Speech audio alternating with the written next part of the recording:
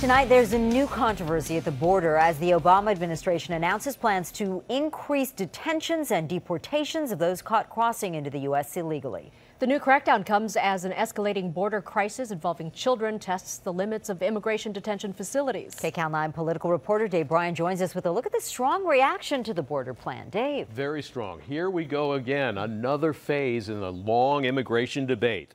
Well, the latest border crisis has triggered a bitter debate about who's to blame and how to fix it. It's the latest chapter in America's internal conflict over border security, illegal immigration, and immigration reform. And border states from California to Texas are on the front lines.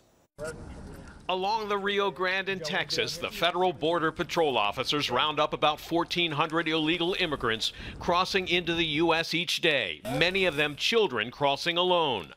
Now the Obama administration has announced a plan to speed up the processing of those immigrants by bringing in more immigration officers and judges on an emergency basis, speeding up the process for deporting those who aren't eligible for asylum, and expanding the detention facilities for those who are waiting to find out what will happen to them.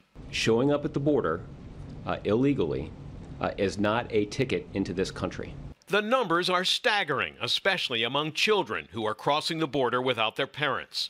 In the 2013 fiscal year, there were just under 25,000 lone children being held in immigration detention facilities after crossing into the U.S. without documents. In the current fiscal year, which still has a few more days to go, that number is pushing toward 50,000. Some local law enforcement agencies say they're pushing the envelope to the limit. The local sheriffs within our region are so maxed out in our efforts that we're not going to be able to sustain this much longer. One of the detention facilities for children is in Port Hueneme in Ventura County, where these photos were taken. But while this facility looks okay, these shots were of a very crowded detention facility taken by a Texas congressman.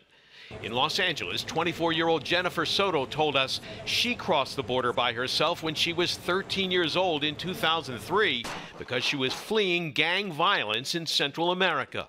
I had to leave because I was kidnapped by the gangs in Honduras from La Mara MS, and I was forced to leave my mom and my brothers behind. Critics charge the Obama administration's failed border security and immigration policies are to blame for the mess. This is a self-induced crisis, that the people who are coming are responding to the very, very clear signals that this administration has been sending. They have essentially sent the signal that if you show up with kids, if you're an unaccompanied minor, we're going to admit you, you're going to get to stay. But at the Catholic Charities legal offices in L.A., Ericka Pinheiro, who oversees lawyers who represent children in immigration detention, says that's not what the kids are telling them. Not a single child that we've interviewed, of the almost 1,000 interviews we've done this year, not a single child has mentioned a U.S. immigration policy as an impetus for leaving their country. But for the federal government, even deporting those who don't belong here is not free. The U.S. is expected to spend about $93 million to, among other things, help repatriate the undocumented immigrants.